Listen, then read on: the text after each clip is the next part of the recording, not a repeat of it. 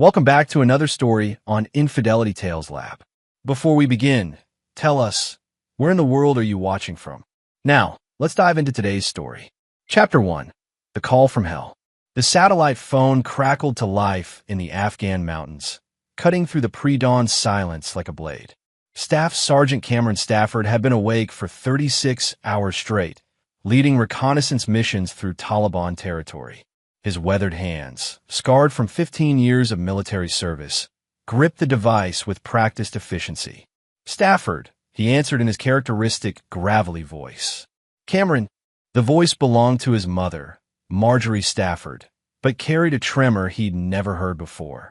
Not even when his father died in the coal mines 20 years ago. "Mom? What's wrong?" Cameron's steel-gray eyes narrowed as he stepped away from his sleeping squad. At 38, he'd learned to read danger in the smallest details, and his mother's voice was screaming it. "Your wife's new man just shoved your daughter's face into the fireplace." The words hit him like shrapnel. "He said he'll finish the job tonight." Cameron's world tilted.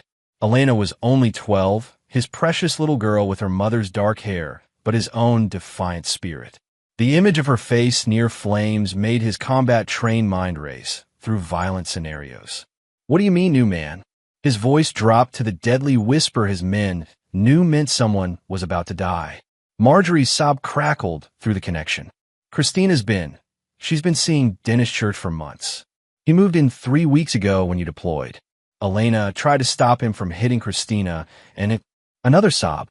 "Cameron, her face is burnt. She's in the hospital, but they released her to Christina's custody. That monster is still in your house." Cameron had killed 37 men in combat. He'd survived IEDs, ambushes, and torture. But nothing had prepared him for the rage, now coursing through his veins like molten steel. His hand crushed the phone so hard the plastic creaked. "Where's Christina now?" "At the house with him. She won't answer my calls. Elena's with them, and I'm terrified."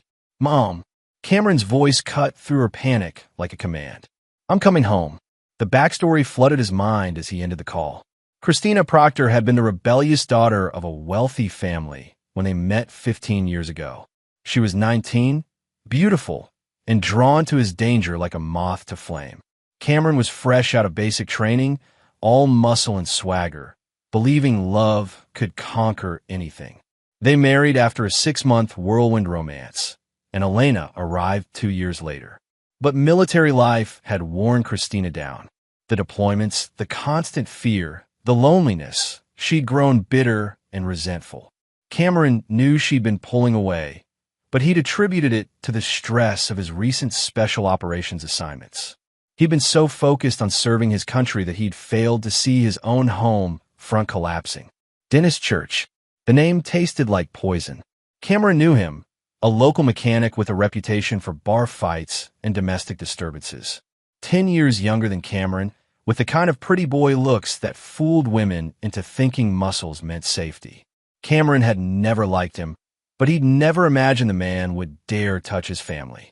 His squad leader, Lieutenant Colonel Anthony Gilmore, approached through the darkness. Gilmore was a mountain of a man with kind eyes that had seen too much war. "Stafford? You look like you've seen a ghost." Cameron's jaw worked silently for a moment. When he spoke, his voice carried the cold fury of a winter storm. "I need emergency leave, sir." "Family crisis." Gilmore studied his face in the moonlight. In 15 years of service, Cameron Stafford had never asked for leave, never complained, never shown weakness. He was the kind of soldier other soldiers wanted to be: unbreakable, loyal, and utterly reliable. "What do you need?" "A ride home. Tonight." Gilmore didn't hesitate. "Pack your gear. Chopper's ready in 20 minutes. As Cameron gathered his belongings, his mind was already shifting into tactical mode. This wasn't a rescue mission. It was war. And in war, Cameron Stafford had never lost. Chapter 2. Homecoming. The flight from Afghanistan to Colorado took 18 hours with military connections. Cameron spent every minute planning. He'd called his mother twice more during layovers, each conversation painting a darker picture. Christina had met Dennis Church at a local bar 6 months ago. While Cameron was risking his life in the mountains, she'd been playing house with a man who had a sealed juvenile record and a reputation for violence against women. Church had systematically isolated Elena from her friends, turned her mother against her, and now occupied Cameron's home like a conquering force. Elena had suffered second-degree burns on her left cheek when Church shoved her face first into the fireplace grate. The official story was an accident, but Elena had whispered the truth to her grandmother during a brief hospital visit. Church had been drinking, Christina had tried to leave, and Elena had stepped between them. His response was to grab the 12-year-old by the hair and demonstrate what happened to little bitches who don't know their place. Cameron's hands clenched into fists that could break concrete as he stared out the airplane window. He'd spent 15 years following rules of engagement, protecting civilians, fighting with honor. But honor was a luxury he could no longer afford. The plane touched down at Denver International at 11:47 p.m. Cameron retrieved his duffel bag and the locked case containing his personal weapons, items the military quietly allowed special operations soldiers to transport. He'd built a reputation as a man who solved problems permanently, and he'd need every tool at his disposal. Marjorie met him at the airport, her normally pristine appearance disheveled with worry. At 65, she was still the tough coal miner's wife who'd raised Cameron alone after his father's death. But tonight, she looked fragile. "How is she?" Cameron asked without preamble as they walked to her car. "Scared. Hurting. She asked about you every hour." Marjorie's voice broke. "Cameron, I've never seen her so small. She flinches when men speak too loud now." The rage in Cameron's chest crystallized into something colder and infinitely more dangerous. "Where are they now?" "Your house. I drove by an hour ago. Church's truck is still there." She paused. "Cameron, what are you planning to do?" He met her eyes in the dim parking garage lighting. "Whatever it takes." The drive to his house took 30 minutes through empty suburban streets. Cameron's neighborhood was middle-class military housing, well-maintained lawns, American flags, the kind of place where people minded their own business but looked out for each other's families.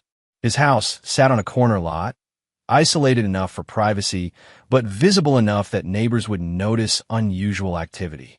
As they drove past, Cameron cataloged the tactical situation. Church's red pickup truck dominated the driveway. The living room lights were on, casting shadows through curtains Cameron had hung himself 5 years ago.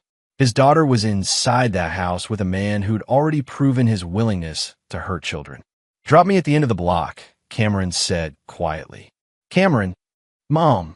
His voice carried the absolute authority of a battlefield commander. "Go home. Lock your doors. Don't answer the phone unless it's me. This ends tonight." Marjorie looked at her son, really looked at him, and saw something that made her shiver. This wasn't the idealistic young man who'd enlisted to serve his country. This was a weapon, forged by war and betrayal into something lethal. She kissed his cheek and whispered, "Be careful." Cameron stepped out into the Colorado night, every sense alert. He'd spent years learning to move through hostile territory, and his own neighborhood had become exactly that. As he approached his house through the shadows, he could hear voices through an open window, Christina's sharp tone and a man's deeper voice responding with crude laughter. His home, his daughter, his life, all of it contaminated by a man who thought violence made him strong. Cameron Stafford was about to teach Dennis Church the difference between a bully and a warrior. Chapter 3: Assessment and Infiltration. Cameron circled his own house like a predator studying prey. 15 years of special operations had taught him patience. The difference between a successful mission and a dead soldier was often measured in minutes of careful observation. The house was a 2-story colonial he'd bought with military savings and pride. Every board, every nail, every security measure was his handiwork. He knew which floorboards creaked, which windows were easier to open, where the sight lines were best. Church might be living there, but this was Cameron's territory. Through the kitchen window, he could see into the living room.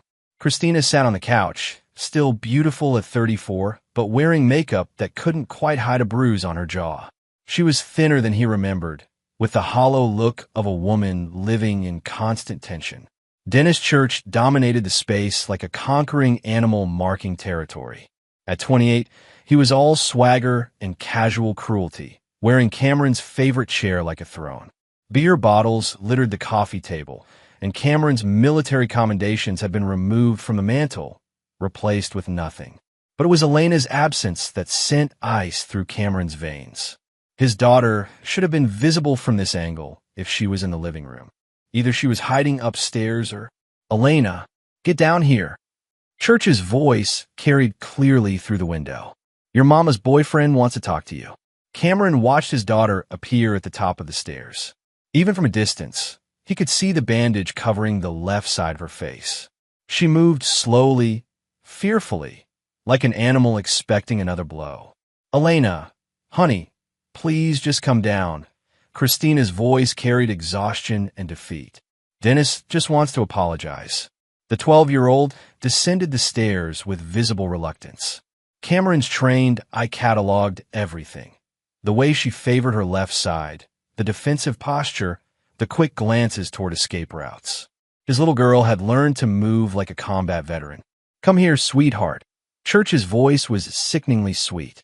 "Uncle Dennis wants to make sure we're all friends." Elena approached to within arm's reach, but no closer. Smart girl. She'd learned to gauge striking distance. "See, here's the thing," Church continued, and Cameron could hear the alcohol in his voice. "Your daddy's not coming back. This is my house now, and you're my little girl. So we need to understand each other." Cameron's hand moved instinctively to the knife on his belt. Through the window, he watched Church lean forward in the chair, his chair. "You tell anybody about our little accident yesterday, and next time it won't be just your face. You understand me?" Elena nodded quickly, and Cameron saw tears on her cheeks. "Good girl. Now give Uncle Dennis a hug." "Dennis, she's hurt." "Maybe," Christina started. "Maybe you should shut up and let me handle this." Church's voice turned sharp. "Unless you want to go back to your parents and explain why your marriage failed." The dynamic became clear to Cameron in that moment. Christina wasn't just cheating. She was trapped, probably as afraid of Church as Elena was. But fear didn't excuse what she'd allowed to happen to their daughter. As Elena reluctantly approached Church for the demanded hug, Cameron made his decision. He'd seen enough. Moving with the silent precision of a night raid, he approached the back door. The spare key was still hidden under the loose brick where he'd left it. Apparently, Church wasn't smart enough to change the locks. Cameron retrieved it and slowly, carefully unlocked the door. The house smelled wrong. Beer, cigarettes, and something else, the sour smell of fear. Church had turned his home into enemy territory, and Cameron was about to liberate it. He moved through the kitchen and toward the hallway, every step calculated to avoid the creaking boards. From his position, he could see into the living room where Church was forcing Elena to sit on his lap while he explained the new rules. "Your mama and I are going to be very happy," Church was saying, "and you're going to help us be happy by being a good little girl. No more calling your grandma with stories. No more asking about your daddy. He's not coming back because he doesn't want you anymore." Elena's small voice cut through Cameron like a blade. "My daddy does want me. He loves me." Church's hand moved to grip her arm, and Cameron saw his daughter wince.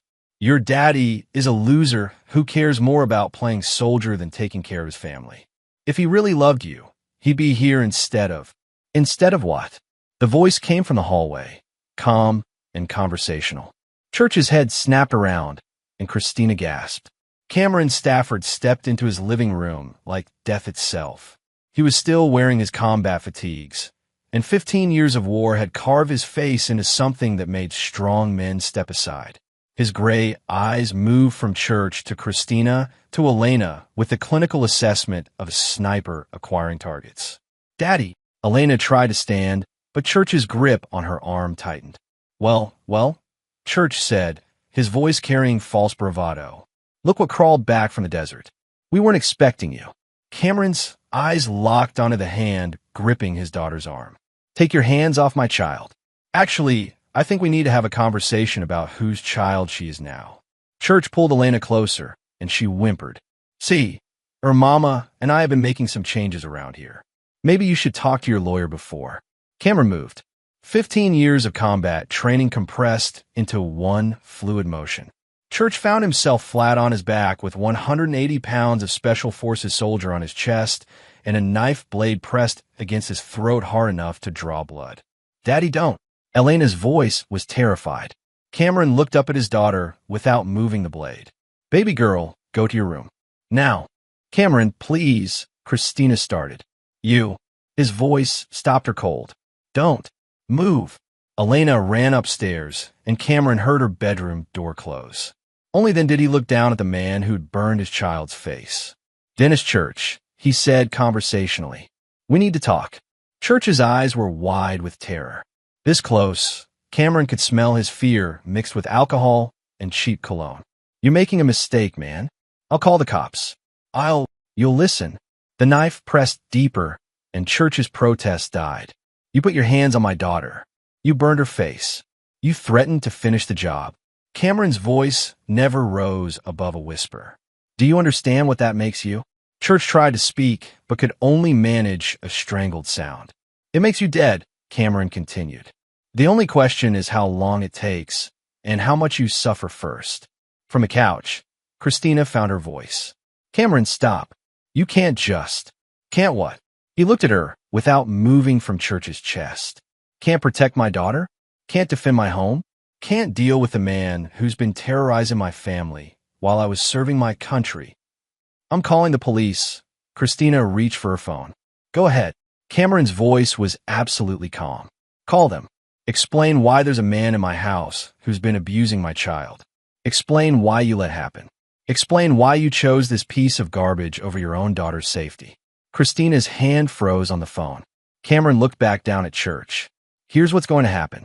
You're going to get up, walk out of my house, and never come back. You're going to leave town tonight and never contact my wife or daughter again. Because if I see you again, if I hear you've spoken to them, if you so much as drive down this street." The knife pressed deeper. "I will hunt you down and show you what 15 years of war teaches a man about pain." Church nodded frantically. Cameron stood up and stepped back, but his hand remained on the knife handle. "Get out." Church scrambled to his feet, blood trickling from the shallow cut on his throat. He looked at Christina desperately. "Christina, you can't let him." "She's not letting me do anything," Cameron interrupted. "She's choosing. Her husband and daughter, or the man who burns children's faces." He looked at his wife. "Choose now." The silence stretched like a wire about to snap. Then Christina spoke, and her words shattered Cameron's world completely. "Dennis, wait." She stood up, moving to Church's side. "Cameron, you can't just come back and expect everything to be the same. We've moved on. Elena will adapt. This is our life now." Cameron stared at his wife, the woman he'd loved for 15 years, the mother of his child, and saw a stranger. "You're choosing him?"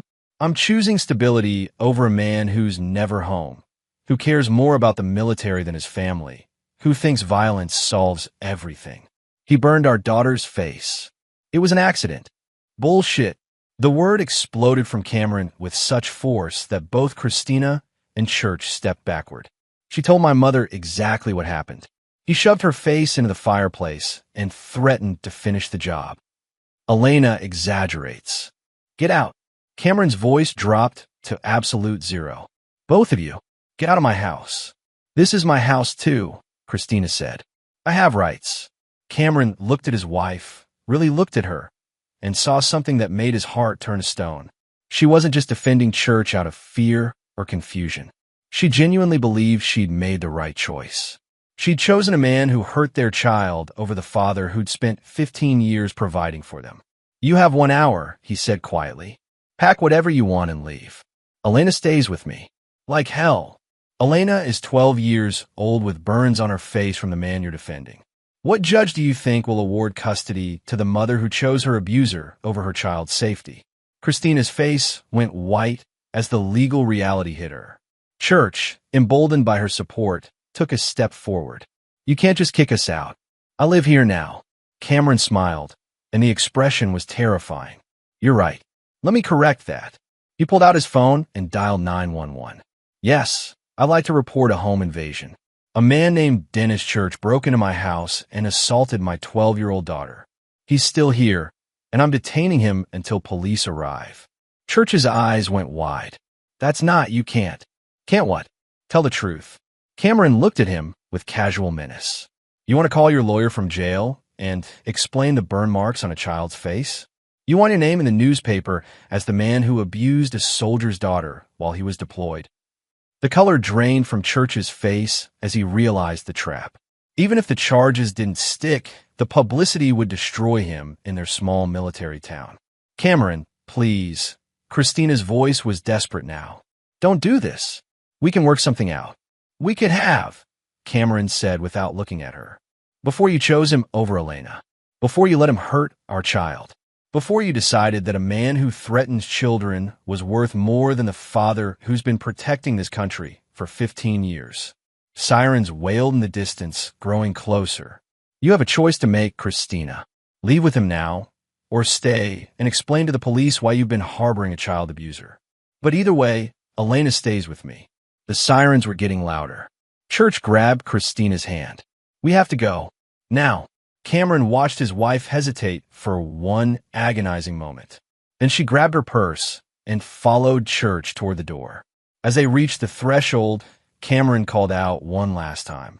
Christina. She turned, hope flickering in her eyes. This isn't over, he said quietly. You chose him over our daughter. You let him burn her face and then defended him. I'll make sure Elena knows exactly who her mother really is. The hope died in her eyes, replaced by something that looked almost like relief, as if she'd been waiting for an excuse to burn everything down. The door closed behind them just as the police cars pulled into the driveway. Cameron looked up at the stairs, where he could see Elena peeking around the corner. It's okay, baby girl, he called softly. Daddy's home. But even as he said it, Cameron knew nothing would ever be okay again. His marriage was over, his family was destroyed, and his daughter was traumatized. And Dennis Church was still breathing. That was a problem he intended to solve. Chapter 4. Allies and Intelligence. 3 days after the confrontation, Cameron sat in the law office of Wesley Webster, the best military family attorney in Colorado. Webster was a former JAG officer who specialized in cases involving deployed soldiers and their families. His office walls were lined with commendations and photos with various military leaders. But his expression was grim as he reviewed the police reports. The good news is that Child Protective Services interviewed Elena and documented her injuries, Webster said, his voice clinical. The burns, the defensive wounds on her arms, the psychological trauma, it's all on record. Church was arrested for child abuse, but he posted bail. Cameron's jaw tightened. Where is he now? That's the problem. He and your wife left town the night you returned. The bail bondsman is looking for him, but they could be anywhere. And Elena stays with you, at least temporarily. The court won't place a child with the parent who chose her abuser over her safety. But Cameron, Webster leaned forward. Christina can still fight for custody. If she claims she was afraid of Church, that she's left him now, she might convince a judge she was a victim too. Cameron stared out the window at the mountains in the distance. She wasn't a victim. She made her choice. Proving that in court is different from knowing it in your heart. Over the next week, Cameron threw himself into 2 missions, caring for Elena and gathering intelligence on Church and Christina. His daughter was seeing a military therapist who specialized in trauma, slowly working through the fear and pain. The burns would heal, but the emotional scars would take longer. Elena had nightmares every night, waking up screaming for her father. During the day, she clung to Cameron like a lifeline, afraid he might disappear again. He'd taken emergency leave to be with her, but his commanding officer had made it clear that his military career was in jeopardy if he didn't return soon. I'm scared they'll come back, Elena whispered one night as Cameron tucked her into bed. They won't, he promised. I'll never let anyone hurt you again. But what if you have to go back to Afghanistan? Cameron looked at his daughter, his brave, damaged little girl, and made a decision that would change everything. I'm not going back, baby. Daddy's staying home now. The next morning, Cameron called his commanding officer and submitted his resignation from the Army. 15 years of service, a distinguished career, a pension, all of it secondary to his daughter's safety. Meanwhile, his investigation into Church was bearing fruit. Cameron had called in favors with military intelligence contacts, former Special Forces soldiers now working in private security, and old friends in law enforcement. The picture that emerged was worse than he'd imagined. Dennis Church wasn't just a violent man. He was a predator who'd been escalating for years. His sealed juvenile record included arrests for animal cruelty and assault. As an adult, he'd been fired from 3 jobs for harassment and had restraining orders filed by 2 ex-girlfriends. He was exactly the kind of man who targeted vulnerable women and their children. But it was the call from Fernando Goodrich, a former Delta Force operator now working as a private investigator, that gave Cameron the leverage he needed. "Found them," Fernando said over the phone. "Church and your wife are in Reno, Nevada, living in a cheap motel and running low on money. But Cameron, there's something else you need to know." Cameron waited.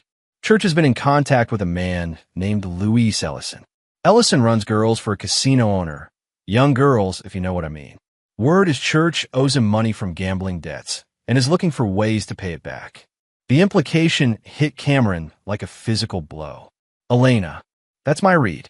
Church is the kind of guy who'd sell his own mother if the price was right. And a 12-year-old girl from a military family." Fernando's voice trailed off. Cameron felt something cold and predatory uncoil in his chest. Church wasn't just an abuser. He was planning to traffic his daughter. "Fernando, I need everything you can get me on Luis Ellison. Addresses, routines, associates, weaknesses. Everything. Cameron, what are you planning? War." The next phase of Cameron's investigation took him into the darkest corners of his network. Jeremiah Carr, a former military intelligence officer now working cybersecurity, helped him access Church's financial records, communications, and travel patterns. What they found confirmed Cameron's worst fears. Church had been planning Elena's abduction for weeks before Cameron returned. He'd researched prices for young girls in various trafficking networks, made contact with buyers, and even scouted routes from Colorado to Mexico. Christina either didn't know or didn't care. Her phone records showed constant fights with Church about money and increasingly desperate attempts to contact her wealthy parents. But it was the discovery of Church's insurance policies that gave Cameron the perfect weapon for his revenge. "Look at this," Carr said, pointing to his computer screen. "Church took out a life insurance policy on your wife 3 weeks ago. Christina signed it, but I doubt she read the fine print." Cameron studied the documents. "What am I looking at? A murder contract. If something happens to Christina, Church gets $200,000. But here's the beautiful part. He used forged documents to inflate her asset value. The insurance company doesn't know she's broke." The plan began forming in Cameron's mind like a military operation. Church thought he was the predator, but he'd made a fatal mistake. He'd threatened a soldier's child. Cameron's phone rang. The caller ID showed his mother's number. "Cameron, Elena's asking for you. She had another nightmare." "I'll be right there, Mom." He looked at Carr. "Keep digging. I want to know everything about Church's network, his debts, his fears. Everything." As Cameron drove home to comfort his daughter, he was already 3 steps ahead of his enemies. Church and Christina thought they were safe in Nevada, beyond his reach. They had no idea they were actually trapped in a cage of their own making. And Cameron Stafford was about to spring the trap. Chapter 5, The Setup. 2 weeks later, Cameron received the call he'd been waiting for. Timothy Schroeder, a former Special Forces demolitions expert who now worked as a security consultant for various interests, had found a perfect opening. "Church is in debt to Luis Ellison for $60,000, Schroeder reported. "Gambling, cocaine, and some other expensive habits. Ellison's crew is putting pressure on him. They want their money by the end of the month or they're taking it out of his hide." Cameron absorbed this information while watching Elena practice piano in their living room. She was getting better, sleeping through most nights now, but she still flinched when men spoke too loudly. Every day, she lived with fear was another debt Church owed. What about Christina? She's trying to get money from her parents, but they've cut her off. Apparently, they found out about Church and decided their daughter made her choice. She's working as a cocktail waitress at a casino, but it's barely enough for rent. Perfect. Cameron's voice was calm, but his eyes were cold as winter steel. "Here's what we're going to do. The plan Cameron laid out was elegant in its simplicity and brutal in its effectiveness. It would destroy Church and Christina while staying within the bounds of plausible deniability. More importantly, it would ensure they could never threaten Elena again. Phase 1 involved Gerard Porter, another former special operations soldier who now worked as a con artist specializing in financial fraud. Porter would approach Church with an opportunity to make easy money, a fake drug deal that would put Church in debt to extremely dangerous people. Phase 2 would use Christina's desperation against her. Cameron had Fernando Goodrich pose as a private investigator working for her parents, offering to help her escape Church in exchange for testimony about his abuse of Elena. The testimony would be real. Cameron wanted every detail of Church's crimes on record, but the escape would lead Christina directly into Cameron's trap. Phase 3 was the most dangerous. Cameron would personally ensure that Church faced consequences for his crimes. Consequences that would be permanent and untraceable. "This is dark, even for us," Schroeder said after Cameron finished explaining. "You sure about this?" Cameron looked at Elena, who was struggling with a difficult passage. Her left hand still trembled slightly from nerve damage caused by the burns. "He hurt my daughter and threatened to finish the job. He planned to sell her to human traffickers. I'm not just sure. I'm looking forward to it." The operation began 3 days later when Porter approached Church at a Reno casino bar.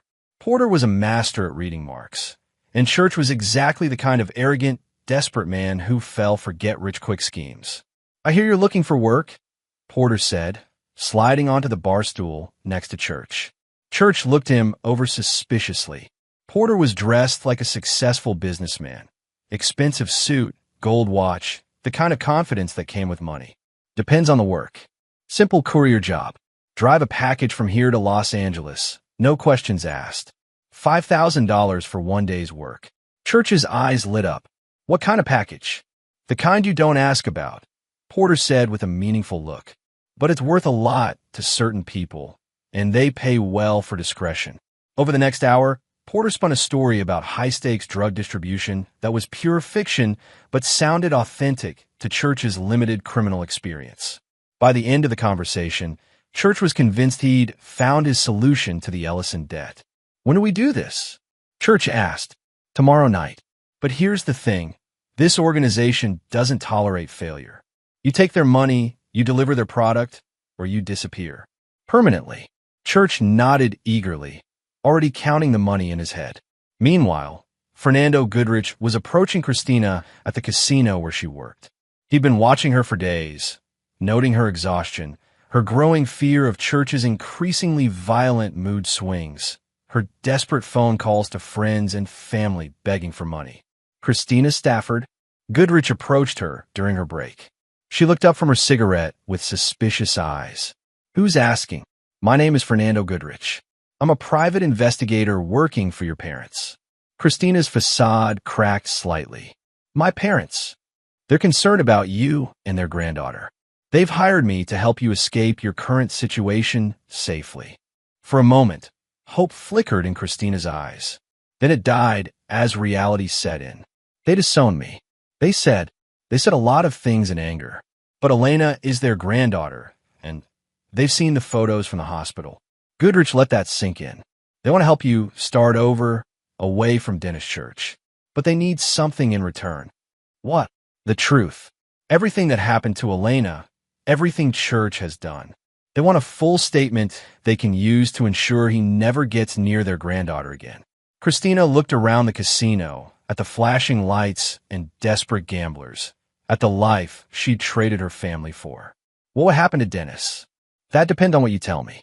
But if you're honest about what he did to Elena." Goodrich shrugged. "Well, child abusers don't do well in prison." The hook was set. Christina agreed to meet with Goodrich the next night to give her statement. She had no idea she was walking into Cameron's trap. Back in Colorado, Cameron was making his own preparations. He'd put Elena in his mother's care with a cover story about business travel, ensuring she'd be safe and protected. His house was empty now, ready to serve as the final stage of his plan. Elena hugged him tightly before he left. "You promise you'll come back?" "I promise, baby girl." Daddy's going to make sure the bad people can never hurt you again. As Cameron drove toward the airport, his phone buzzed with updates from his team. Church had taken the bait and was preparing for the fake drug run. Christina was getting ready to confess everything about Church's abuse. And Luis Ellison's crew was closing in on Church for the money he owed. All the pieces were in motion. By the end of the week, Church and Christina would face the consequences of their choices. Cameron had spent 15 years learning to hunt terrorists in foreign lands. Now he was bringing those skills home to hunt the monsters who'd threatened his child. And unlike his enemies, Cameron Stafford never missed his target. Chapter 6. The Trap Springs. The fake drug deal went exactly as Cameron had planned. Church drove to the designated meeting point, a warehouse outside Las Vegas, expecting to collect his $5,000 and solve his debt problems. Instead, he found himself surrounded by men who worked for Luis Ellison. Porter had tipped off Ellison's crew about Church's location, claiming Church had been bragging about stealing drugs from their operation. When Church arrived with Porter's empty suitcase, thinking it contained cocaine worth $50,000, Ellison's men were waiting. Dennis Church, the lead enforcer, a mountain of a man called Terrence Avery, smiled without warmth. "You've been a hard man to find." Church looked around at the four men surrounding him and realized he'd walked into a trap. "Look, there's been a mistake." "No mistake. You owe our boss $60,000, and now you're trying to steal from us too." Avery gestured to the empty suitcase. "That's insulting. I don't know what you're talking about. I was told this was a courier job." Avery hit him with a right cross that dropped Church to his knees. "Wrong answer. You've got two choices. Pay us what you owe, plus another $20,000 for the disrespect, or we start breaking things." Church spit blood and tried to think. $80,000 might as well have been $8 million. "I don't have that kind of money." "Then we'll take it in trade." Avery's smile turned predatory. "I hear you've had access to a pretty little girl. Young, blonde, military family. That's worth good money to the right buyers." The blood drained from Church's face as he realized they knew about Elena. "How did you? You've been asking around about prices for kids." "Word gets around." Avery hauled Church to his feet. "Here's the deal. You deliver the girl to us, and we'll call your debt even. You've got 48 hours. "I can't. She's not here. She's with her father." "Then you better figure out how to get her away from Daddy." Avery's voice was casual death. "Because if you don't, we're going to start with your girlfriend and work our way up to parts you really don't want to lose." As Church stumbled away from the warehouse, bleeding and terrified, he had no idea he'd just been maneuvered exactly where Cameron wanted him. The debt was real, but Ellison's crew had been fed information designed to make them fixate on Elena. Now Church was desperate enough to try anything. Meanwhile, Christina was sitting in a hotel room with Fernando Goodrich, spilling everything about her relationship with Church. The digital recorder captured every detail. How Church had systematically isolated her from friends and family, how he'd become increasingly violent, and finally, the night he'd burned Elena's face. He grabbed her by the hair, Christina said, tears streaming down her face. "She was trying to protect me. And he shoved her face right into the fireplace grate. And when she was screaming, he said next time he'd put her all the way in." Goodrich kept his expression neutral, but inside he was thinking about his own daughter, safe at home in Colorado. "What did you do?" "Nothing." The word came out as a broken whisper. "I was so scared. He said if I called for help, he'd kill her. Kill both of us. So I took her to the hospital and said it was an accident. And when your husband came home," Christina's face crumpled, "I chose Dennis.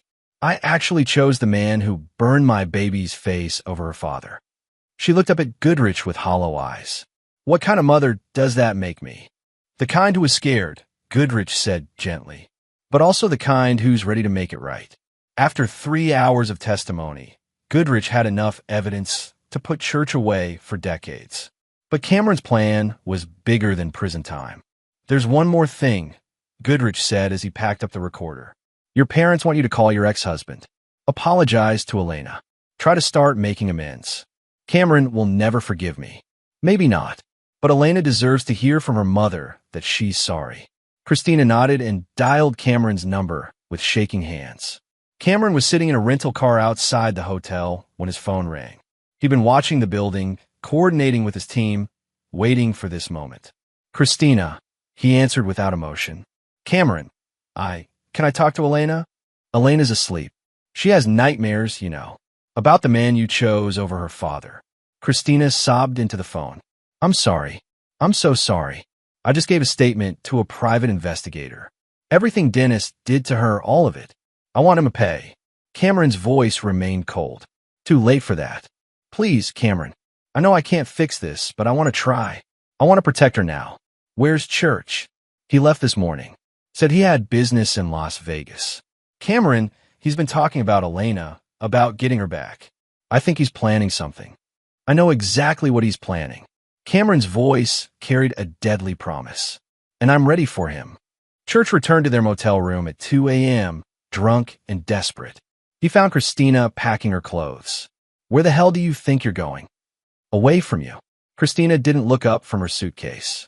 I called Cameron. I told him everything you did to Elena. Church grabbed her arm and spun her around. You did what? I'm not protecting you anymore. You're a monster, and I was a fool for thinking. Church backhanded her across the face, sending her crashing into the dresser. You stupid bitch. Do you have any idea what you've done? Christina tasted blood and realized this was how it ended, with the truth. I've done what I should have done months ago.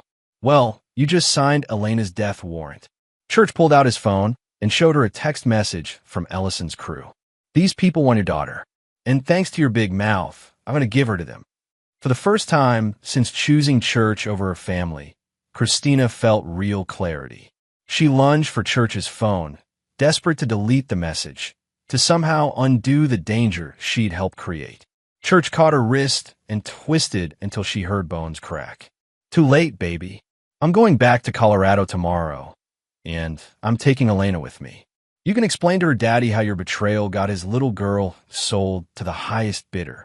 As Christina collapsed to the floor, cradling her broken wrist, Church was already planning Elena's abduction.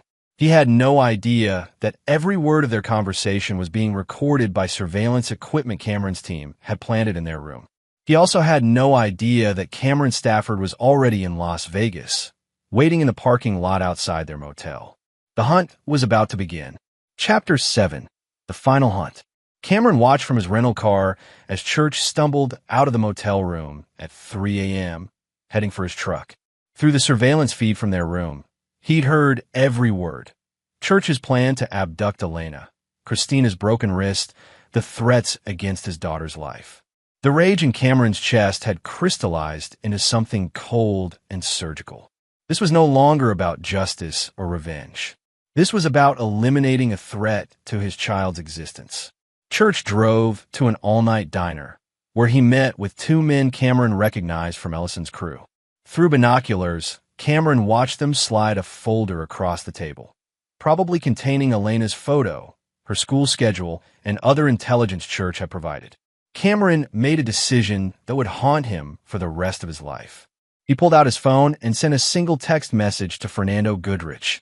Execute Phoenix Protocol.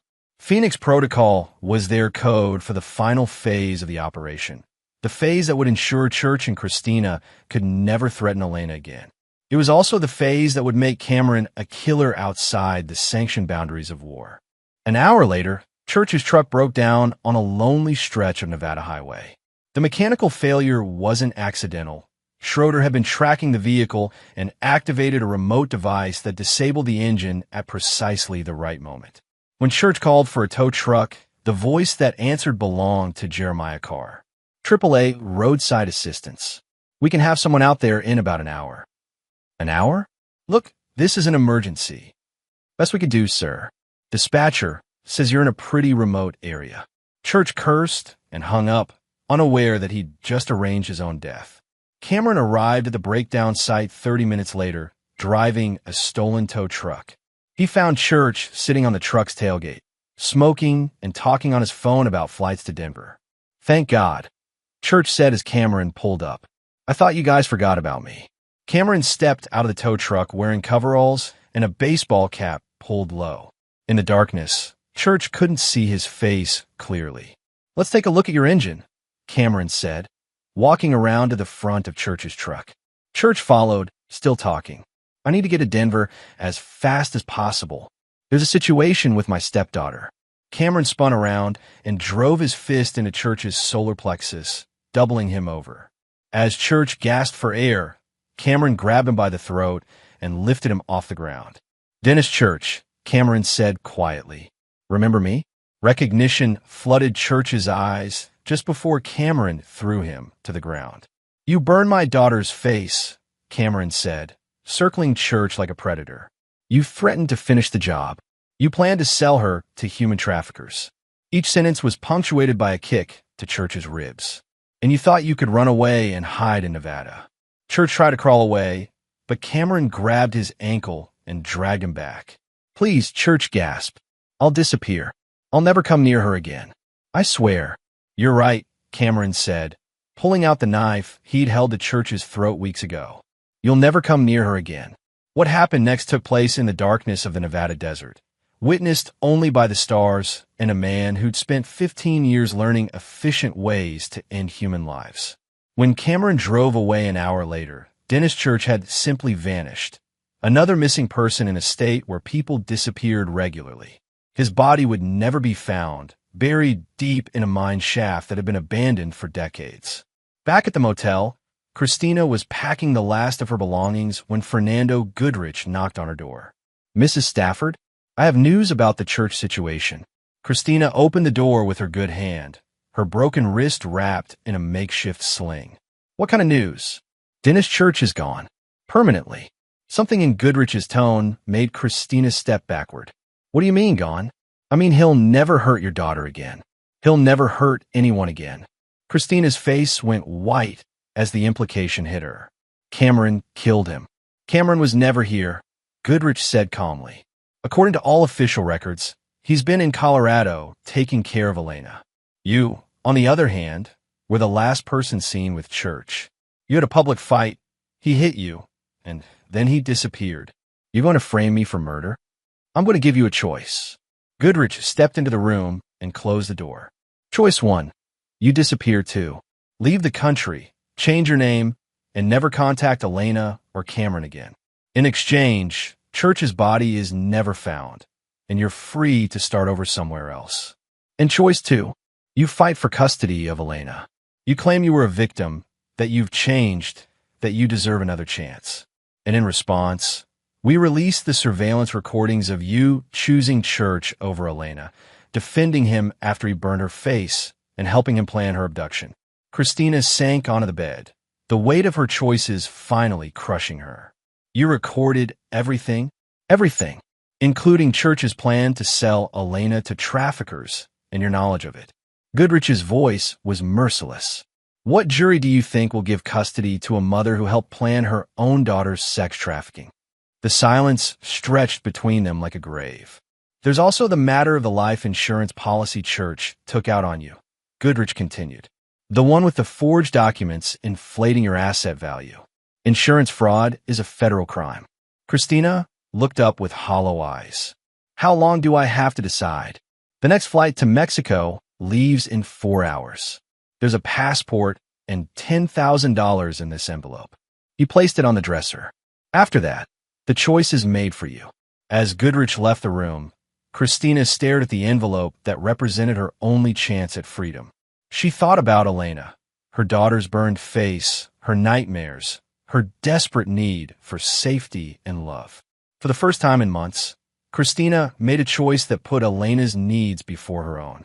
Chapter 8. Blood Price.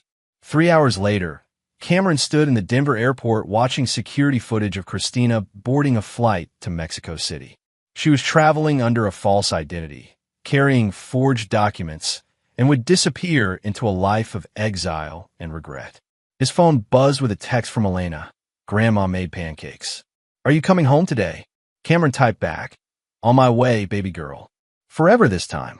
But before he could start truly over with Elena, there was one final piece of business to handle. Luis Ellison and his crew were still expecting Church to deliver Elena. When Church failed to appear, they'd start looking for alternative ways to collect their debt. That couldn't be allowed to happen. Cameron drove to a warehouse district in Aurora, where Fernando had arranged a meeting with Ellison's crew. They thought they were meeting with Church's associates to discuss Elena's transfer. Instead, they were walking into an execution. Terrence Avery and 3 other men arrived at the warehouse expecting to collect a 12-year-old girl. They found Cameron Stafford waiting alone in the darkness. "Where's Church?" Avery demanded. "Dennis Church is dead," Cameron said simply. Avery's hand moved toward his gun, but Cameron was faster. 15 years of combat training compressed into one fluid motion, knife drawn, thrown, and buried in Avery's throat before he could clear his holster. The other 3 men tried to react, but they were criminals, not soldiers. Cameron had been killing people professionally since before they learned to shave. When the warehouse fell silent, for bodies lay cooling on the concrete floor, Cameron methodically searched each man, collecting phones, wallets, and weapons. Within an hour, he'd identified their entire network and begun dismantling it.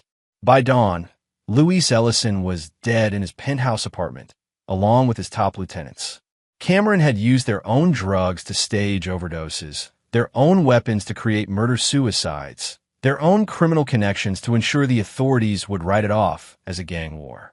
The threat to Elena was eliminated at its source. Cameron drove home as the sun rose over the Colorado mountains, washing the blood from his hands at a gas station bathroom. He'd killed 9 people in 12 hours, but Elena would never need to know that. She would grow up believing her father was a hero who'd serve his country with honor. She would never know that he'd also served her with methods that had no honor at all. When Cameron walked into his mother's house, Elena ran to him with the boundless joy of a child who'd been afraid her parent might never come home. "Daddy, you're back." Cameron hugged his daughter tight, breathing in the scent of her hair, feeling her small heartbeat against his chest. "I'm never leaving again, baby girl. Promise?" "I promise." As Elena chattered about her week with Grandma, showing him drawings and piano pieces she'd learned, Cameron made silent vows. He would raise her to be strong, to choose good people, to never accept abuse from anyone. He would teach her to defend herself, to trust her instincts, to value herself too highly to settle for scraps of affection from broken people. And he would never, ever let her know what he'd become to keep her safe. Chapter 9. The New Beginning. 6 months later, Cameron stood in the backyard of their new house, watching Elena play with their dog, a German shepherd he'd named Ranger. They'd moved to a smaller town where Elena could start fresh, where nobody knew about the burns on her face or the mother who'd abandoned her.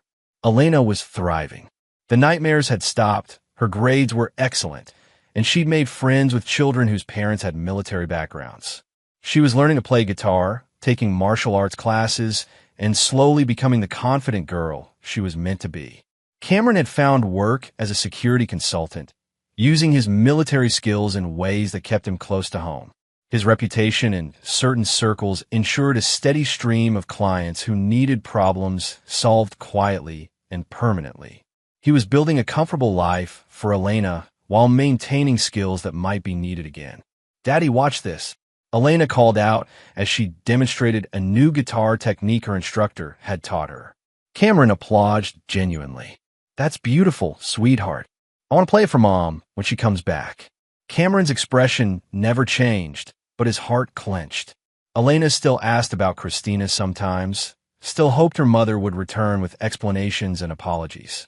Cameron had told her that Mommy was sick and needed to go away to get better, that it might be a long time before she could come home. He would never tell Elena that Christina had chosen her abuser over her own child. He would never explain that some betrayals were unforgivable. Elena would grow up believing her mother loved her, but was troubled, not that she'd been abandoned by a woman who valued a violent man over her daughter's safety. That night, after Elena went to bed, Cameron sat on his porch and reviewed the security reports from his team. Christina was living in a small town in Mexico, working as an English teacher, slowly drinking herself to death with guilt and tequila. She made no attempt to contact Elena or return to the United States. Church's disappearance had been written off as a probable suicide. Desperate gamblers often vanished when their debts became unmanageable. Ellison's crew had been blamed for his murder, and their subsequent deaths were attributed to rival drug dealers. No connection had been made to Cameron or Elena. The official story was that a troubled man had threatened a soldier's family, then fled when confronted. Justice had been served through legal channels, and everyone had moved on. The truth was that Cameron Stafford had become something darker than a soldier, but more protective than a father. He'd crossed lines that could never be uncrossed, but Elena was safe, happy, and free to become whoever she wanted to be. A year later, Elena asked the question Cameron had been dreading. "Daddy, is Mommy ever coming home?" They were sitting at the kitchen table, working on her math homework. Elena was 13 now, taller and more mature, but still his little girl. Cameron looked into eyes that held his own steel-gray determination and made a choice. "No, sweetheart. Mommy made some very bad decisions, and she can't come back." Elena absorbed this with the gravity of a child who'd already learned that adults could be dangerous. Did she choose the bad man over us? Cameron's heart broke at how perceptive his daughter was. "Yes, baby, she did." Elena nodded slowly. "Then we're better off without her." "You don't have to feel that way." "Yes, I do." Elena's voice carried a finality that reminded Cameron of himself. "She let him hurt me and chose him anyway. That's not what mothers do." Cameron pulled Elena into a hug, marveling at her strength and wisdom. She was going to be extraordinary, not because of what she'd survived, but because of what she'd learned from surviving it. "I love you, Elena." "I love you too, Daddy. Thank you for coming home." As the sun set over their new life, Cameron reflected on the prices he'd paid and the debts he'd collected. He'd lost his marriage, his military career, and parts of his soul. But Elena was safe, strong, and free. Dennis Church was dead and rotting in a desert grave. Christina was in exile, paying for her choices with isolation and regret. The men who'd threatened to traffic his daughter had been eliminated with surgical precision. Cameron Stafford had come home from war to find war in his own house.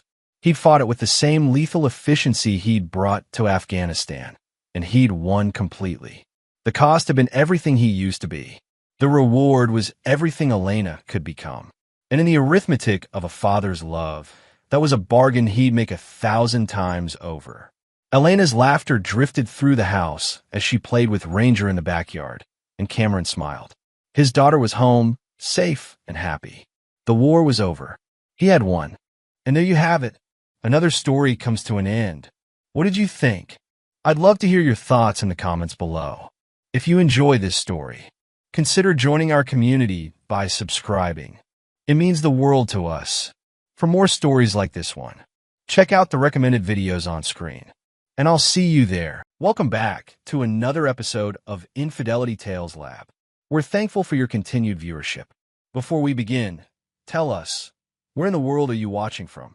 We love knowing our global reach. Now, let's dive into today's story. Chapter 1, Perfect Facade. Derek Sullivan adjusted his tie in the bathroom mirror, studying the reflection of a man who had everything, or so it seemed. At 34, he owned Sullivan Construction, a mid-sized company that specialized in commercial buildings across 3 states. His calloused hands told the story of a man who'd worked his way up from swinging hammers to signing million-dollar contracts. The suburban house around him represented 8 years of marriage to Amy, his college sweetheart who'd waited patiently while he built his empire from nothing. Their 6-year-old son Luke was the pride of his life, a curious boy with Derek's steel-gray eyes and Amy's honey-blonde hair. "Dad, can we work on the treehouse today?" Luke appeared in the doorway, already dressed in miniature work clothes that mirrored Derek's own uniform. Derek smiled, the first genuine expression he'd worn all morning. "Sorry, buddy. Daddy has to finish the Henderson project. But this weekend, we'll get those support beams up." Luke's face fell slightly, but he nodded with the understanding maturity that sometimes worried Derek. 6-year-olds shouldn't have to be so accommodating.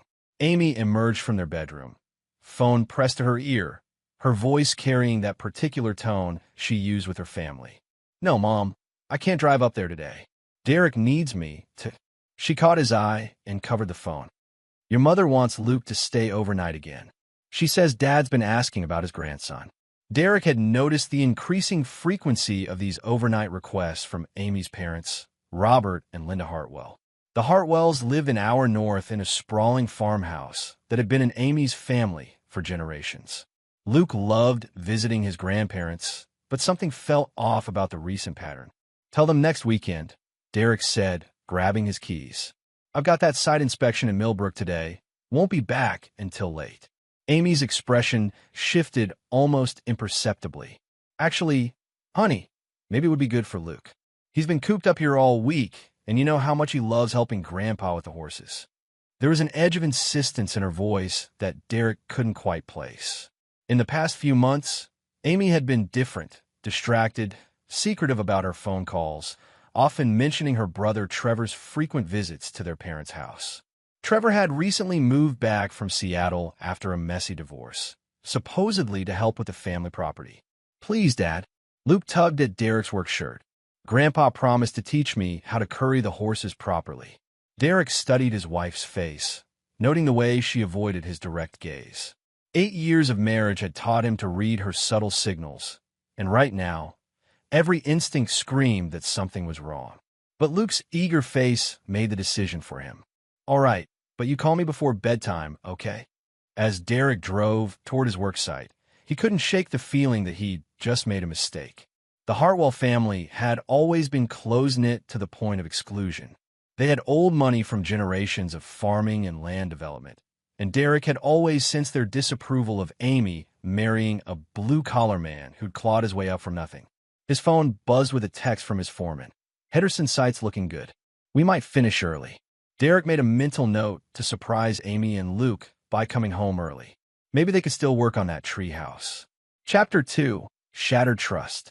The call came at 3:47 a.m. Derek jolted awake, instantly alert in the way that years of emergency calls from job sites had trained him. Amy's side of the bed was empty, which struck him as odd until he remembered she'd mentioned staying up late to work on some freelance graphic design project. "Dad, it hurts. Please help me." Luke's voice was barely a whisper, thick with tears and something that made Derek's blood turn to ice. In the background, he could hear Amy talking rapidly to someone, her voice strained with panic. "We're bringing him to Mercy General," Amy said when she took the phone. "Derek, something's wrong." He woke up screaming, holding his head. He's not coherent." Derek was already pulling on clothes, his mind racing through possibilities. Head injury, meningitis, poisoning. He'd never heard his son sound so broken, so small. The drive to the hospital blurred past in a haze of red lights and mounting dread. Derek found Amy in the emergency waiting room, her face pale and her clothes disheveled. She looked like she'd been awake all night. "Where is he?" Derek demanded. "Room 4. They're running tests." Amy's voice cracked. "Derek, I'm so scared. He was fine when I picked him up from Mom and Dad's. We got home around 9. He had some dinner, watched a movie, went to bed normal time. Then around 3, he just started screaming." Dr. Patricia Reeves, a woman in her 50s with kind but serious eyes, emerged from the examination room.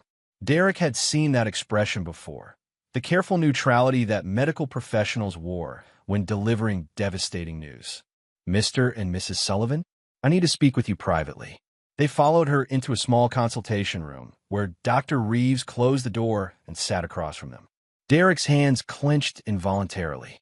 "Luke is stable, but I'm very concerned about his symptoms.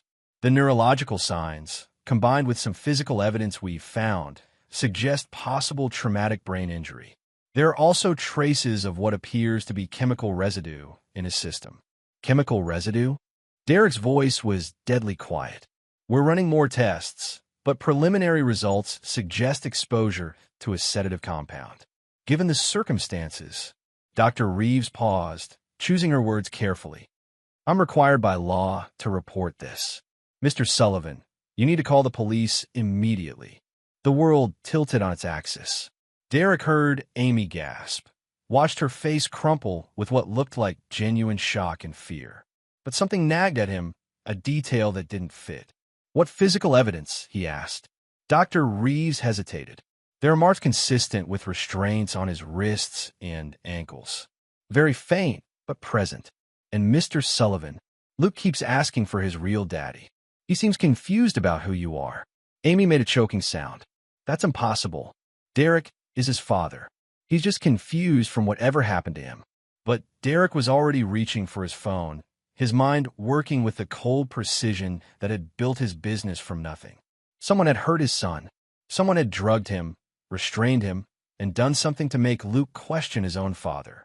And Derek Sullivan was going to find out who. Chapter 3. The Video. 2 hours later, Derek stood in his in-law's driveway flanked by Detective Maria Santos and Officer James Bradley. The farmhouse looked exactly as it always had.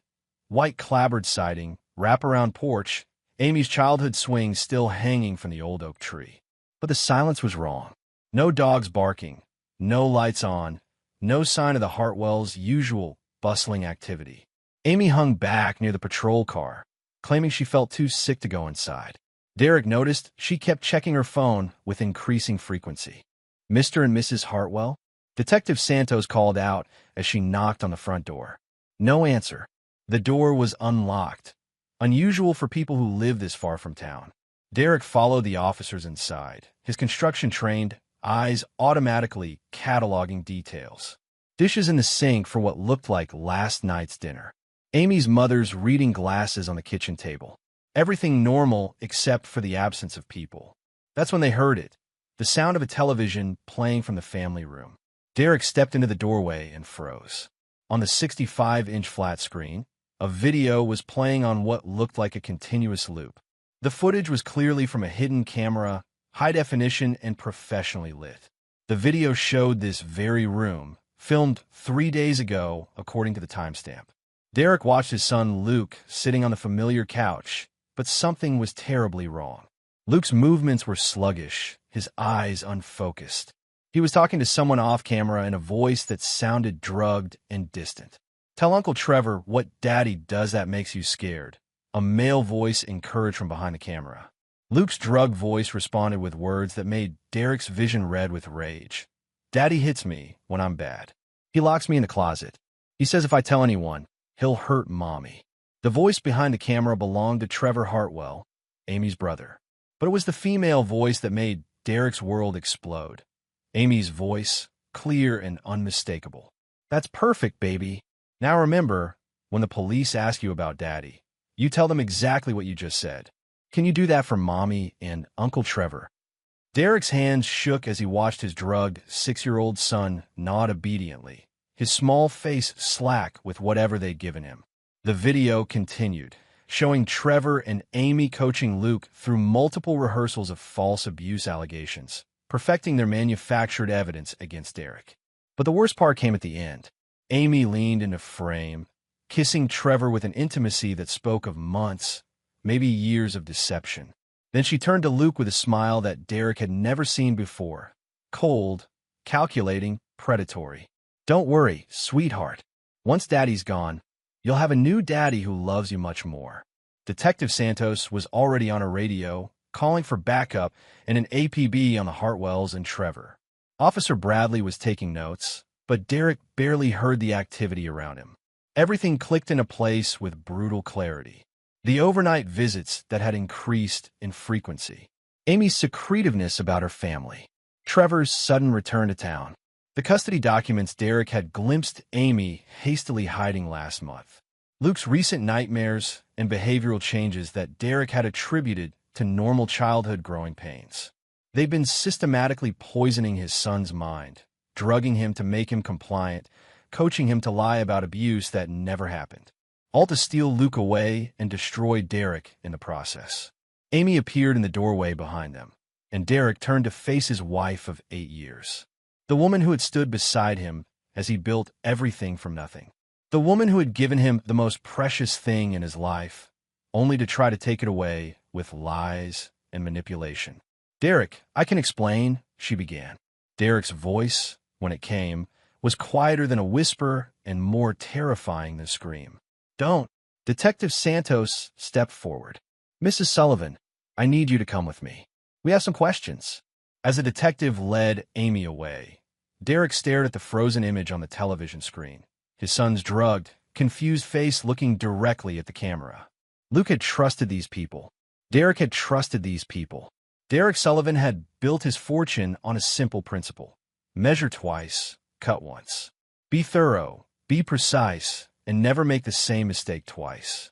As he watched the patrol car disappear down the driveway with his wife in the back seat, Derek began planning with the same meticulous attention to detail that had made him millions. They had hurt his son. They had betrayed his trust. They had tried to destroy his life with lies. Derek Sullivan didn't believe in forgiveness. He believed in consequences. And consequences, he decided, were about to become very, very expensive for everyone involved. Chapter 4. The Builder's Foundation. Derek sat in the sterile hospital room, watching Luke sleep, the boy's small hand dwarfed by his father's calloused palm. The sedatives were slowly leaving Luke's system, but the psychological damage would take longer to assess. Dr. Reeves had explained that recovered memory therapy might be necessary, that Luke's confusion about reality versus the coached lies could persist for weeks or months. Derek's phone buzzed constantly. Reporters who'd somehow gotten wind of the story, concerned employees, his lawyer Marcus Reed, demanding updates. Derek ignored them all.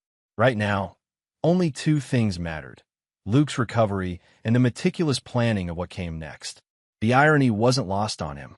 Derek had spent years building a reputation as a man who finished what he started, who never backed down from a challenge, who solved problems with systematic precision. Now, he would apply those same skills to a very different kind of construction project.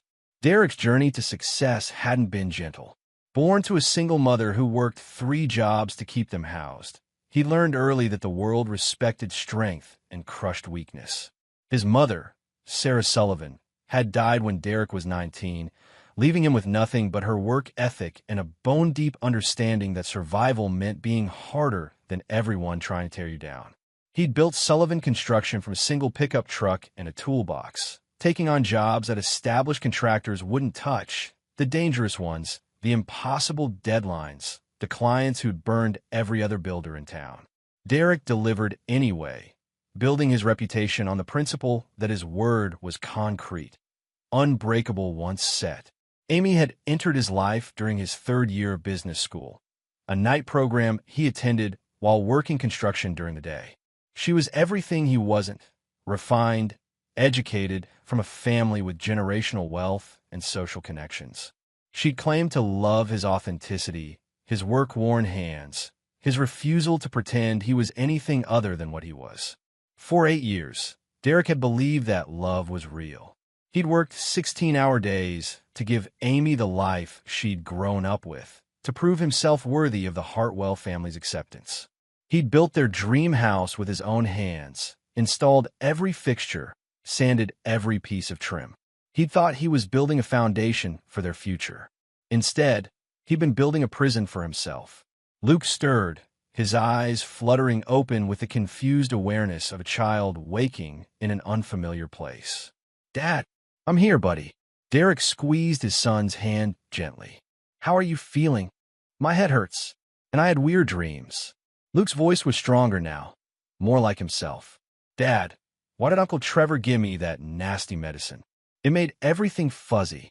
Derek's jaw clenched, but he kept his voice calm. "Uncle Trevor made some bad choices, Luke, but he's not going to hurt you anymore. I promise." "Is Mommy in trouble?" The question was innocent, but Derek heard the undercurrent of a child trying to process betrayal by people he trusted. "Mommy made some bad choices too," Derek said carefully, "but you don't need to worry about any of that. Your job is just to get better." After Luke fell back asleep, Derek stepped into the hallway and finally returned Marcus Reed's calls. Marcus had been his lawyer since the early days of the business, a sharp-minded man who understood that sometimes the law and justice weren't the same thing. "Derek, I've been watching the news coverage. This is a nightmare, but we can work with it. The video evidence is powerful, and with Luke's medical records showing drug exposure, we can nail Amy and her family for child endangerment, conspiracy, false accusation." "I don't want them nailed," Derek interrupted quietly. "I want them destroyed." Silence on the other end. Marcus had known Derek long enough to recognize the difference between anger and cold, calculated intent. "Derek, I understand you're angry, but we need to be smart about this. The legal system will. The legal system will give Amy probation and court-ordered therapy. Trevor will get a few years, maybe less with good behavior. The Hartwells will claim they were manipulated by their son and daughter. And I'll spend the next decade in family court fighting for custody while Luke grows up traumatized by this mess. Derek looked through the window at his sleeping son. That's not acceptable. What are you thinking? Derek smiled, but there was nothing warm in it. I'm thinking about construction, Marcus. When you're building something meant to last, you don't just focus on what people can see. The real work happens in the foundation, underground, invisible, but absolutely critical. If the foundation fails, everything above it comes down. Marcus was quiet for a long moment. I can't be part of anything illegal, Derek. You won't be. In fact, legally, you're going to make sure everything I do is completely above board. I need you to file for emergency custody, restraining orders, asset protection, the works. By the time you're done, I want every legal protection possible for Luke and myself.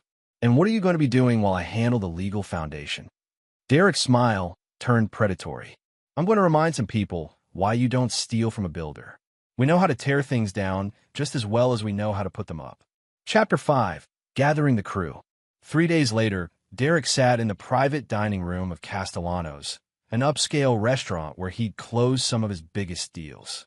Across from him sat Vincent Torres, a man whose business card simply read problem solver, but whose reputation in certain circles was far more specific. Vincent was 42, impeccably dressed, and possessed the kind of calm demeanor that came from handling situations that would break lesser men. Derek had first met him 5 years ago when a competitor had tried to sabotage a major project with false safety violations and bribed inspectors. Vincent had made that problem disappear so thoroughly that Derek's competitor had quietly left the state. I heard about your family situation, Vincent said, cutting into his steak with surgical precision. Terrible thing, using a child like that. In my culture, such behavior would be addressed definitively. Derek appreciated that Vincent never minced words or pretended to be something he wasn't. I'm not looking for anything permanent, Vincent. Not yet.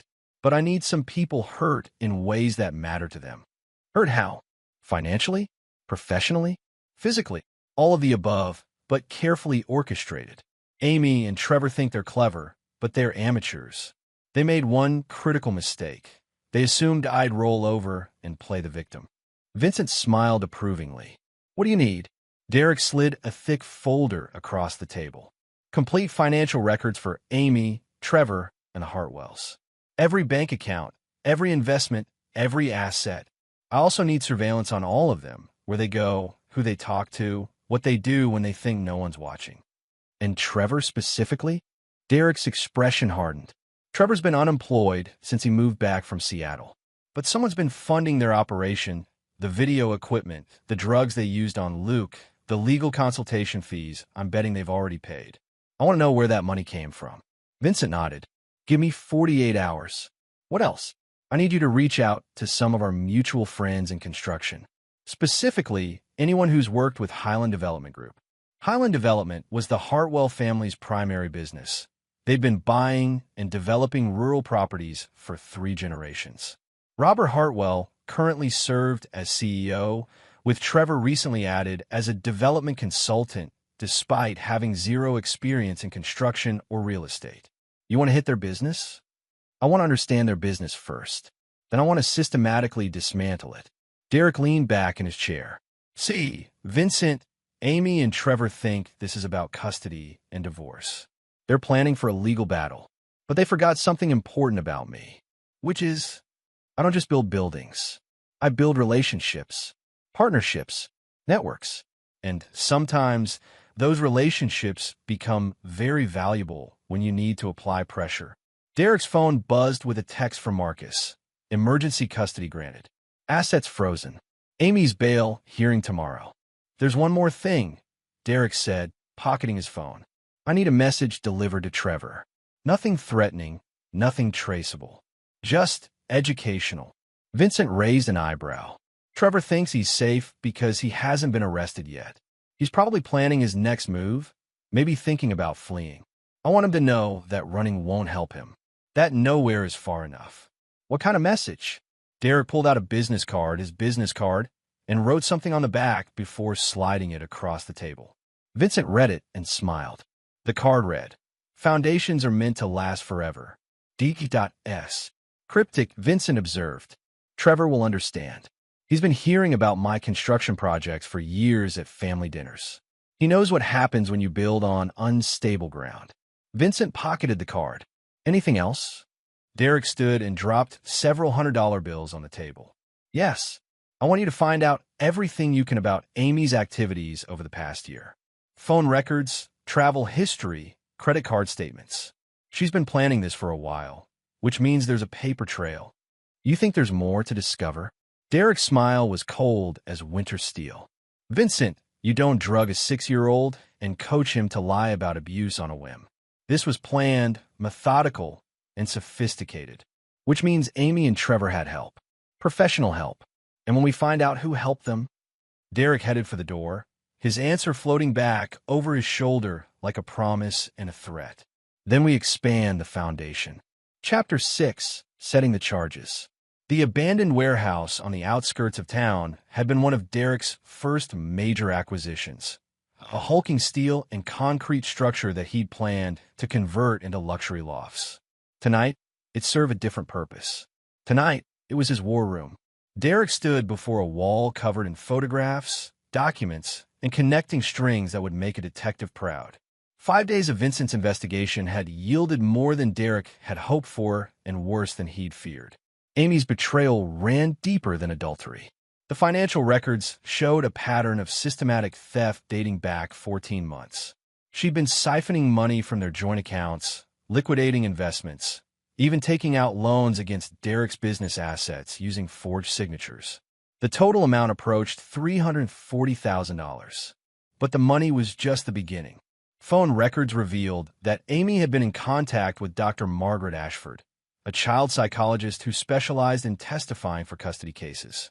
Dr. Ashford's services included memory recovery therapy and trauma assessment, services that could be shaped to support whatever narrative her clients needed. Most damning of all, Vincent had discovered that Trevor wasn't just Amy's brother and lover. He was her partner in a scheme that extended far beyond Derek's family.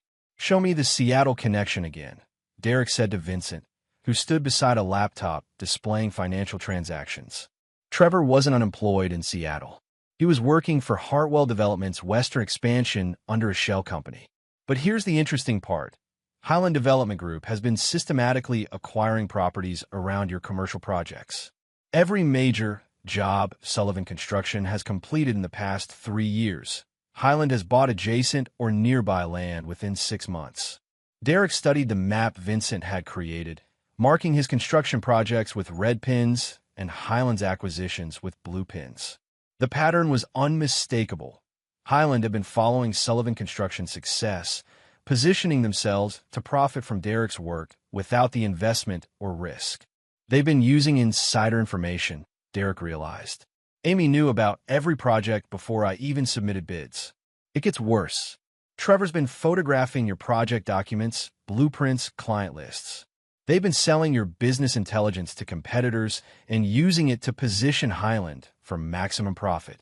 Derek felt the familiar cold fury that had driven him through every challenge of his life.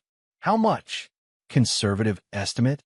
Highland Development has gained approximately $2.8 million in land value appreciation by following your projects, plus another $400,000 in consulting fees they've earned by selling your proprietary information. Derek turned to study another section of his evidence wall, surveillance photos of Trevor and Amy meeting with various individuals over the past month. Who are these people? Vincent pointed to each photo as he spoke. Dr. Margaret Ashford, the child psychologist who would have testified that Luke showed signs of abuse trauma. Detective Raymond Pike, he's been feeding Amy information about the investigation. Judge Patricia Holbrook, she was scheduled to preside over your custody hearing. Scheduled. Vincent's smile was predatory. Judge Holbrook received an anonymous tip about some irregularities in her financial disclosures. She's recused herself from all family court cases pending an ethics investigation. Derek raised an eyebrow. Anonymous tip? Very anonymous. Untraceable, but very well documented. Derek appreciated Vincent's thoroughness. What about Detective Pike? Internal Affairs received a package yesterday containing evidence of Pike's gambling debts and some interesting phone calls with Trevor Hartwell. Pike's been suspended pending investigation. And Dr. Ashford? Vincent's expression grew darker. That's where things get interesting. Dr. Ashford has done this before. Multiple times. Vincent pulled up a file on his laptop. 7 cases over the past 5 years where she's testified that children showed signs of abuse, helping mothers gain custody from fathers. In 6 of those cases, the fathers later committed suicide. Derek felt ice in his veins. They weren't planning to just take Luke. They were planning to destroy me completely. The pattern suggests that Amy and Trevor weren't working alone. This looks like a professional operation, a network that specializes in manufacturing custody cases against wealthy fathers. Derek turned to face Vincent fully. I want names. All of them.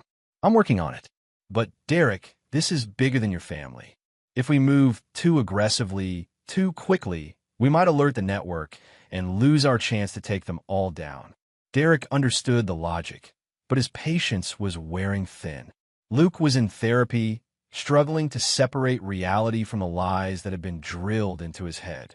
Amy was out on bail, living with a court-appointed guardian, but still making phone calls to unknown numbers. Trevor had disappeared entirely, last seen crossing into Canada using a fake passport that Vincent's people had somehow missed intercepting. How long? Derek asked. 2 weeks. Maybe 3. I need to trace the full network, identify all the players, and gather enough evidence to destroy them permanently. Derek nodded slowly. Fine. But Vincent, I want insurance. If any of them try to hurt Luke again, if they make any move against my son, I don't care about the network. I'll handle them myself. Vincent studied Derek's face and apparently saw something that satisfied him. Understood. In the meantime, I have a suggestion. I'm listening. Let them think they're winning. Amy's bail conditions allow supervised visitation with Luke. Let her see him. Let her think she still has a chance at custody. People make mistakes when they're confident. Derek's hands clenched involuntarily. The thought of Amy anywhere near Luke made him want to tear the warehouse apart with his bare hands. I know it's hard, Vincent continued, but desperate people are unpredictable. Confident people follow patterns, and patterns can be exploited. Derek looked at the evidence wall one more time, his eyes lingering on a photo of Luke taken before any of this started, his son laughing, innocent, trusting.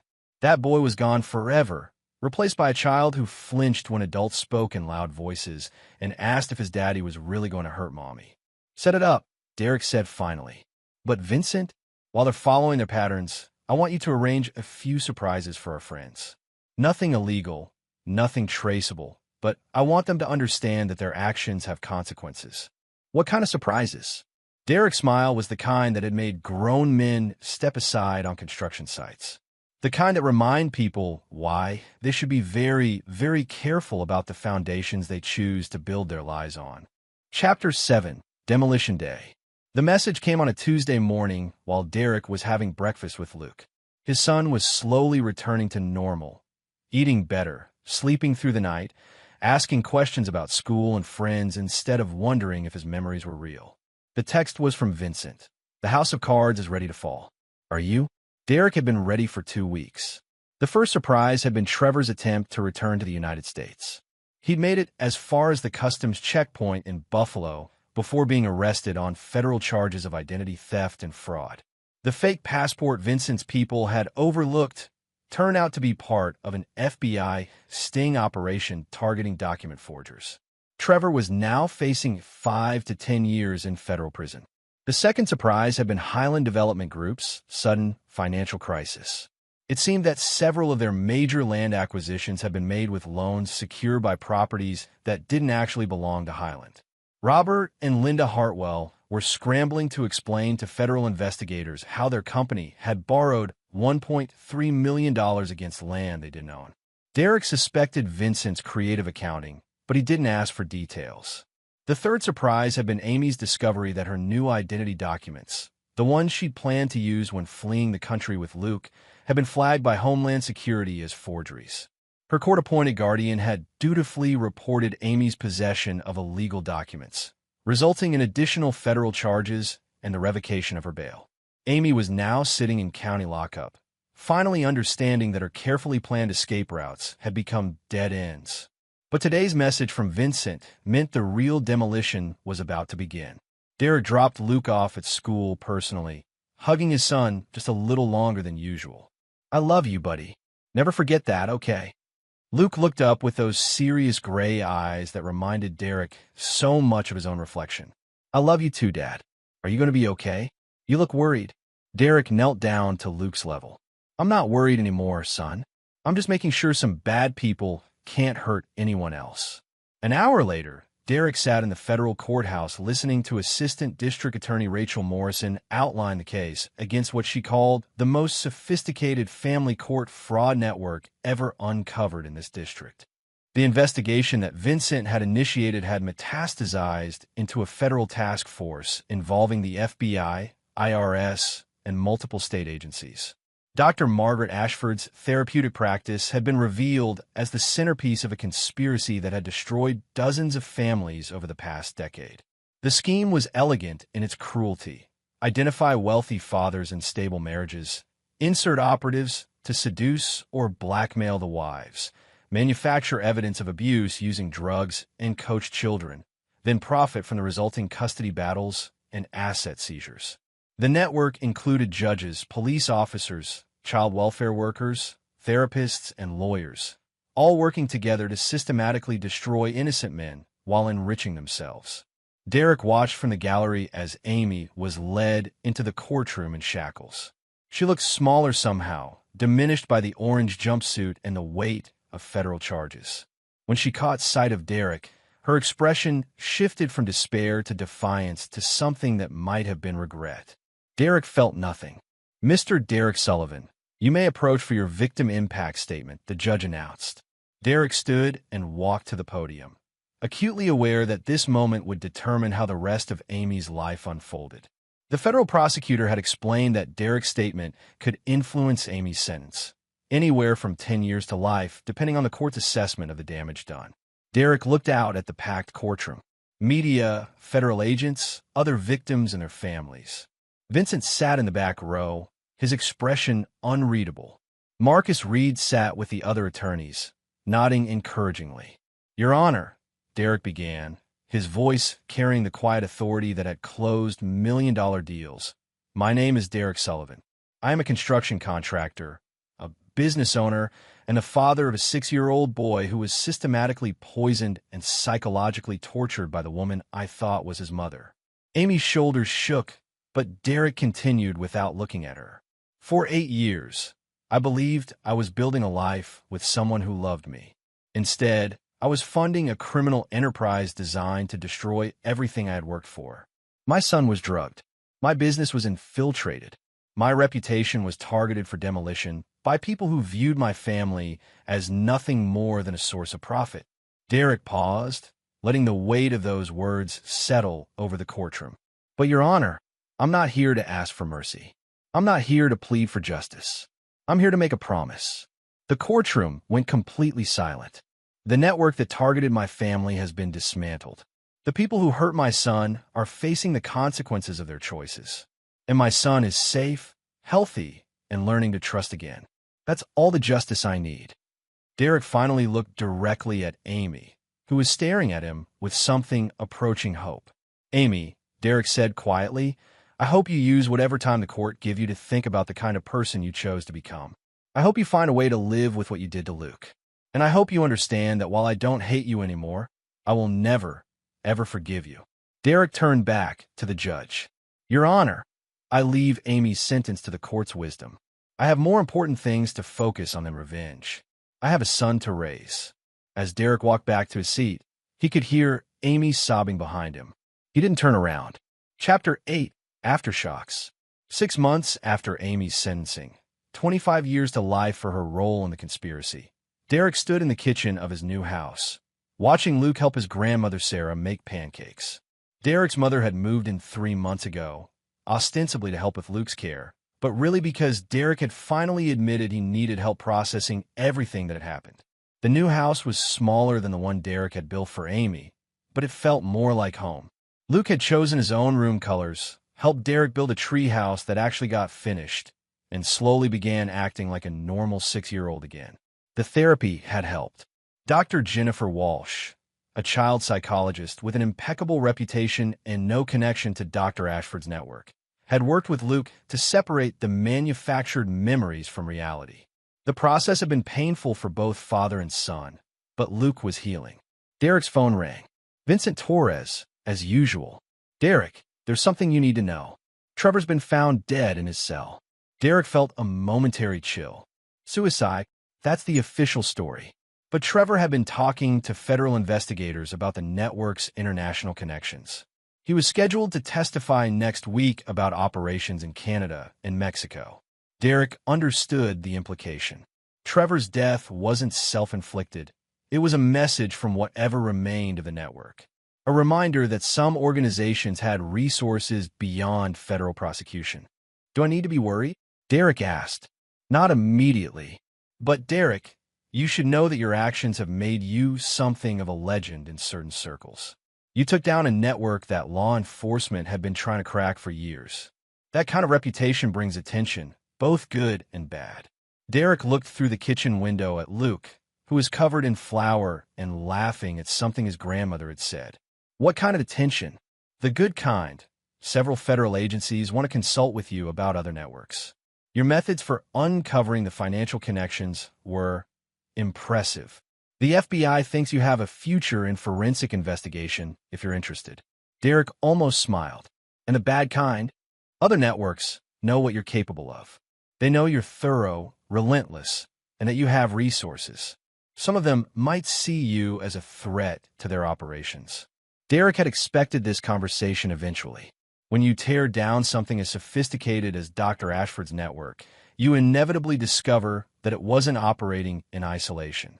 There were connections to other schemes, other victims, other predators who profited from destroyed families. "What are you recommending?" "Enhanced security for you and Luke. Nothing obvious, nothing that would disrupt your normal life, but protection nonetheless. And Derek, if anyone approaches you about other cases, other networks, I want you to call me first." Derek agreed and hung up, but his mind was already working. Vincent was right. Derek had developed skills during his investigation that could be valuable to other victims. The systematic approach that had built Sullivan Construction could be applied to tearing down other criminal enterprises. His phone rang again.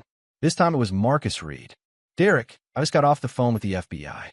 They want to offer you a consulting contract. Apparently, your investigation into Highland Development uncovered connections to real estate fraud networks in 12 states. What kind of consulting? They want you to teach other victims how to investigate the people who target them, how to follow money trails, identify network connections, gather evidence. Basically, they want you to train people to do what you did to Amy's network." Derek found the idea appealing. There was something satisfying about the thought of teaching other fathers how to protect their children, how to fight back against predators who counted on their victims' helplessness. "There's one condition," Marcus continued. "The FBI wants to make sure you understand that your methods need to stay within legal boundaries. Some of what Vincent Torres did to help you existed in a gray area that federal agencies can't officially endorse." Derek understood. Vincent's creative approaches to gathering evidence and applying pressure have been effective, but not always strictly legal. If Derek was going to work with federal agencies, he'd need to develop methods that could withstand judicial scrutiny. "I'll think about it," Derek told Marcus. But as Derek watched Luke and his grandmother bond over pancake making, he realized his thinking was already done. Amy and Trevor had counted on Derek's isolation, his willingness to suffer in silence rather than fight back. They'd assumed that a construction worker couldn't match their sophisticated planning. They'd been wrong about Derek, and Derek suspected they weren't the only ones making that mistake. There were other networks out there, other predators targeting other families. And Derek had learned that sometimes the best defense was a systematically planned offense. Derek walked into the kitchen and ruffled Luke's flour-covered hair. "Hey, buddy. Want to help Dad with a new project?" Luke's eyes lit up. "What kind of project?" Derek smiled. thinking about the FBI's offer and all the families who were currently trapped in situations like his had been. We're going to help some people build better foundations. Chapter 9. Legacy. 2 years later, Derek stood before a conference room filled with fathers, law enforcement officers, and victim advocates. The setting was FBI headquarters in Washington, D.C., and Derek was concluding his presentation on network investigation techniques for targeted families. The room was silent as Derek clicked through the final slides of his presentation. Photos of the 17 networks that had been dismantled using methods Derek had developed and refined. Each network had been similar to Dr. Ashford's operation. Sophisticated criminal enterprises that targeted wealthy men through their families, manufacturing evidence to destroy their victims while profiting from the resulting legal chaos. The key, Derek explained to his audience, is understanding that these operations rely on isolation and intimidation. They count on their victims feeling helpless, overwhelmed by false accusations and manufactured evidence. But every network leaves traces, financial connections, communication patterns, operational methods that can be mapped and exploited. A hand raised in the audience. Mr. Sullivan, what about the emotional toll? How do you maintain objectivity when it's your own family being targeted? Derek had been asked this question dozens of times over the past 2 years. The answer never got easier. You don't maintain objectivity, he said quietly. You use your anger. You channel it into systematic investigation and methodical action. The people who hurt my son counted on my emotional response being destructive and unfocused. Instead, I made it surgical. Another question, what's the most important lesson you've learned? Derek thought about Amy, currently serving her sentence in federal prison. She'd written him letters, dozens of them, seeking forgiveness, understanding, some acknowledgement that their marriage had been real before she'd chosen to destroy it. Derek had read every letter and responded to none. Never confuse justice with revenge, Derek answered. Revenge is emotional, temporary, and ultimately hollow. Justice is permanent. It protects future victims and ensures that bad actors face consequences that matter. After the presentation, Derek was approached by Agent Rachel Morrison, the same prosecutor who had handled Amy's case, now heading the FBI's task force on family court fraud. Derek, we got a situation in Phoenix that fits the pattern. High-profile divorce attorney, child psychologist, family court judge, all connected, all profiting from manufactured custody battles. The local authorities are overwhelmed. Interested, Derek considered the offer. These consulting trips were becoming more frequent, and each case revealed new variations on the same basic scheme. The network that had targeted his family wasn't unique. It was part of a larger industry that treated destroyed families as profit centers. Send me the files, Derek said. But Rachel, I want something in return. What? Access to the children who were victims in these cases. I want to fund therapy, education, whatever they need to recover for what was done to them. Rachel nodded approvingly. The Bureau has a victim services fund that could cover those costs. No, Derek said firmly. I'll cover them personally. These kids didn't ask to be weapons in their parents' war. They deserve better than bureaucratic support. Derek's phone buzzed with a text from Luke. Dad, Grandma's teaching me how to make her famous meatloaf. Can we have it for dinner when you get home? Derek smiled and typed back. Absolutely. Save me some room to help.